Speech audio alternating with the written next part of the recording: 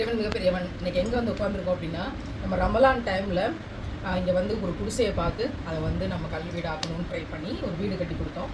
அந்த முதலாவதாக ரமலான் டைமில் இந்த வீடு தான் திறந்தோம். அங்கே தான் உட்காந்து சாப்பிட்டுட்ருக்கோம். அல்ஹம்துலில்லாஹ். நல்ல சோறு, சுட சுட சாம்பார், இந்த அப்பளத்தை பாருங்கள் எவ்வளோ அருமையாக நேர்த்தியாக எப்படி வந்து வட்டமாக நிறம் மாறாமல் பொரிச்சிருக்காங்க பாருங்கள். இப்படி நம்மளால் பல சமயம் செய்ய முடியாது, கறிக்கிறோம் மாறிடும். அதில் ஒருத்தி நான் சாம்பாரை ஊற்றி குடிப்பேன் அப்படின்னு சொல்லி ட்ரை பண்ணி அப்பள சாம்பார் ட்ரை பண்ணிகிட்ருக்கான். அதில் ஊறுகாய் ரொம்ப பிரமாதம், லெமன் ஊறுகாய். ஸோ வந்து ஒரு பானை நிறைய லெமன் எடுத்தனே, அது பக்கத்து மரம் தான். அல்ஹம்துலில்லாஹ். உட்காந்து நல்ல சிமெண்ட் தரையோட மேலே பாருங்கள் ஃபேன், அருமையான ஃபேனோட. சுபஹானல்லாஹ். இந்த உணவு இன்னைக்கு வந்து இறைவன் இப்படி சாப்பிட்றதுக்கு தான் அன்றைக்கி அந்த குடிசை விட மாற்றி தர வச்சுருக்காங்க. ஏன்னா இம்மையிலேயே இந்த பலன் கிடைக்குதுன்னா மறுமையில் நமக்கு என்னென்ன கிடைக்கும் மற்றவங்களுக்காக வேலை செய்யும்போது. பெரிய படிப்பினை, இந்த நிம்மதியான இந்த ஒரு வாய் சோறு மிகப்பெரிய ஆறுதலை தரும்னு நம்புகிறேன் இன்ஷா அல்லாஹ்.